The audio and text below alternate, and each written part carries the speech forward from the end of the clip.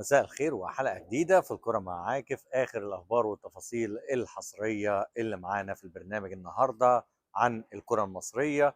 هنبتدي الأول طبعا بالخبر اللي كل يوم بنتكلم عنه وخلاص زهقنا منه، فأنا خدت عهد إن أنا مش هتكلم في الموضوع ده تاني.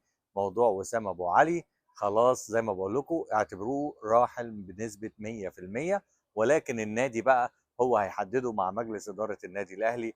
فانا بصراحه خلاص مش هتكلم في الموضوع ده تاني لغايه ما يكون في حاجه رسميه وعقد رسمي مع اي نادي. هنقول لكم مين النادي، ولكن اللي يهم جمهور النادي الاهلي حاليا واللي يهمنا ويهم مجلس اداره النادي الاهلي مين هو بديل وسام ابو علي في النادي الاهلي. وطبعا سمعنا اسماء كتير من جوه النادي زي اسر الحملاوي ومصطفى محمد. الاسماء دي كلها خلاص مش موجوده ومش هتكون هي بديل وسام ابو علي الفتره الجايه. هنكون متابعين معاكم لحظه بلحظه، وان شاء الله هنجيب لكم الاسماء. في لعيبه اتعرضت على النادي الاهلي، لعيبه بتلعب في اوروبا، وفي مهاجم افريقي برضو بيلعب في اوروبا. هنشوف كل التفاصيل دي لان الراجل لسه هيتفرج على اللعيبه اللي اتعرضت عليه، وهنقول لكم مين المهاجم اللي هيكون موجود في الاهلي. والمشكله هنا هتكون في عدد الاجانب، لان النادي الاهلي مش لاقي، كان بيدور على لاعب فلسطيني يحل محل اللعيبه اللي موجوده او رحيل وسام ابو علي، ولكن ما لقاش حد بمواصفات وسام ابو علي، علشان كده بدا يدور على محترف اجنبي يكون قوي. ولكن المشكله في عدد الاجانب، فهنشوف الفتره اللي جايه لان النادي الاهلي بيحاول يبيع اشرف داري. لو باع اشرف داري مش هيجيب مدافع محترف، بل هيجيب مهاجم محترف مكان وسام ابو علي يكون موجود مع وسام وجراديشار ومحمد شريف. فبالتوفيق ان شاء الله للنادي الاهلي، ونشوف الفتره اللي جايه ايه اخبار الصفقات. زي ما قلت لكم من اسبوع تقريبا، قلت لكم ياسين مرعي في النادي الاهلي، وقلت لكم ان مش هيكون هو الصفقه الاخيره في دفاع خط النادي الاهلي، ولكن هيكون في صفقه تانية غير بيكهام. دلوقتي في بيكهام وياسين مرعي، وبرضه هيكون في صفقه ثالثه هتكون موجوده من الدوري المصري اللي انا عرفته. مش هيكون لاعب محترف، يا اما هيتم التعاقد مع محمد عبد المنعم زي ما قلت لكم، وهيتم تأهيله في النادي الأهلي لحد ما يرجع من إصابته ويكمل الموسم مع النادي الأهلي. عايز أروح بقى لحاجة سريعة. شفنا طبعا صفقات نادي الزمالك والصفقات اللي أبرمها جون إدوارد، ولكن جمهور الزمالك نفسه مختلف على الصفقات. في انقسام كبير ما بين الجمهور، يقول لك إن اللعيبة دي مش هتقدر تشد نادي الزمالك وتقدر تنافس النادي الأهلي وبيراميدز الفترة اللي جاية.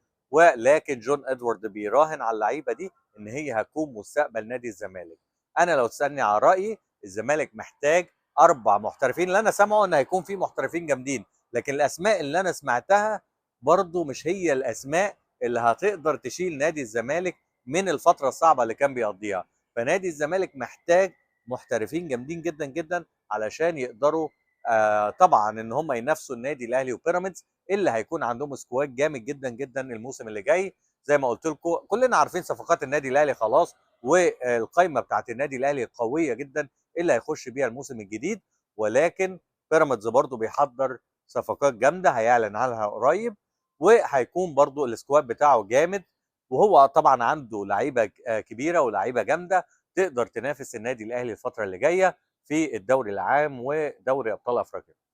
فزي ما بقول لكم نادي الزمالك برضه محتاج لعيبه بالكواليتي العالي قوي قوي. مش كل اللعيبه هتبقى جايه من الدوري المصري، او لعيبه صغيره تقدر ان هي تفيد نادي الزمالك. وشفنا المشكله دي حصلت قبل كده كتير. فهنشوف الفتره الجايه مين الاسماء المرشحه من المحترفين في نادي الزمالك. وطبعا احنا كل يوم في اخبار جديده وكل يوم في مفاوضات جديده. وجون ادوارد طبعا قافل على الاخبار في نادي الزمالك، هو ما بينه التواصل وما بين حسين لبيب. ده اللي هياخدني النقطه تانية، فين لجنه التخطيط طبعا بعد ما مشيت؟ وهل كان في اتفاق ما بين لجنه التخطيط وجون ادوارد ان هو يمشي اول ما طبعا لجنه التخطيط تمشي اول ما جون ادوارد يجي؟ هقول لكم تفصيله بسيطه في الموضوع ده، لان ايهاب الخطيب كان مع مهيب وكان تقريبا المعلومه اللي عنده خاطئه. طبعا انا ايهاب الخطيب بحترمه وراجل كلامه بيكون عنده معلومات موثوق فيها، ولكن ساعات ممكن حد يقول لك من مصدر معلومه وتكون غلط.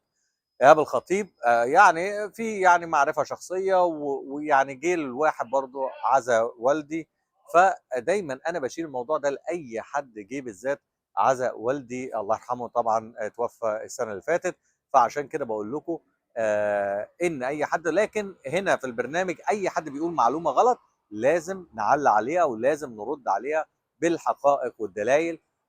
طبعا ايهاب الخطيب زي ما بقول لكم قال معلومه ان لجنه التخطيط كان في اتفاق ما بينهم وما بين جون ادوارد ان هم يمشوا بالتراضي بعد ما جون ادوارد يجي، ولكن المعلومه دي غلط يا ايهاب، لان لجنه التخطيط كانت عايزه تفضل مع جون ادوارد، ولكن الرجال الاعمال اللي هم موجودين في نادي الزمالك اللي انا هقول لكم على اسمائهم قريب جدا جدا، مش ممدوح عباس، في رجال اعمال تانية هم اللي اصروا على رحيل لجنه التخطيط.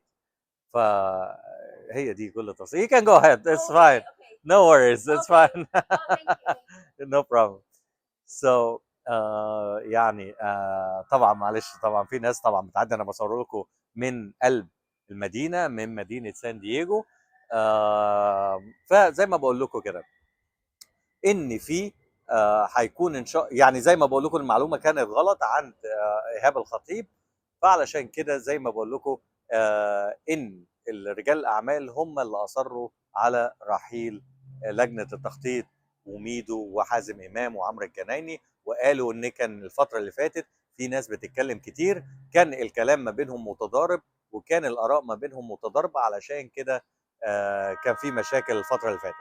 فعلشان كده جون ادوارد هو اللي بيحكم دلوقتي كل حاجه في نادي الزمالك، علشان برضو احنا شفنا ناس كتيره مش عاجبها الموضوع ده، والحمد لله قلنا لكم خبر ان الناس بتحارب جون ادوارد في نادي الزمالك، ولكن هو مسنود جامد جدا جدا جوه نادي الزمالك، ولحد اخر السنه دي محدش هيقدر يجي جنب جون ادوارد، لان في موضوع بيتحضر في نادي الزمالك اللي مسؤول عنه رجال الاعمال، هقوله طبعا قريب جدا جدا، وهكشف حقائق كبيره جدا في الموضوع ده، لان نادي الزمالك بيحصل فيه حاجه استثماريه كبيره في الارض بتاعت اكتوبر، ولكن في نفس الوقت يعني مش عايز احرق الخبر ومش عايز اقوله دلوقتي، لان في ناس هتاخده على طول وتقعد، يعني انا بنزل حاجات الحمد لله وفيديوهات واخبار، وبننزل حتى العناوين نفسها بنلاقيها موجوده عند ناس واعلاميين معروفين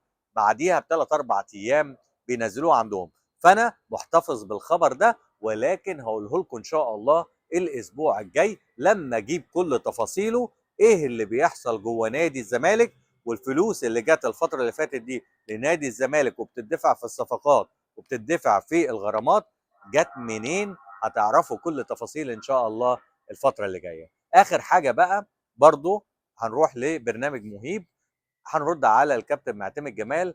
انا وصلت له رساله من كام يوم، يا كابتن معتمد ما تمشيش في السكه اللي انت هتبتدي تاخدها دلوقتي، لان ده مش الستايل بتاعك ومش اسلوبك.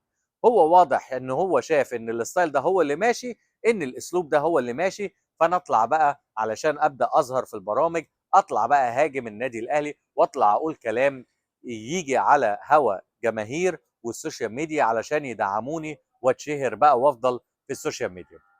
فزي ما بقول لك الكابتن معتمد جمال طلع عمل تشبيه سيء جدا جدا جدا على النادي الاهلي لما بيتكلموا في قصه الصفقات ما بين الاهلي والزمالك، والاهلي مضى مع زيزو وبيفاوض حسام عبد المجيد والكلام اللي احنا عارفينه طبعا.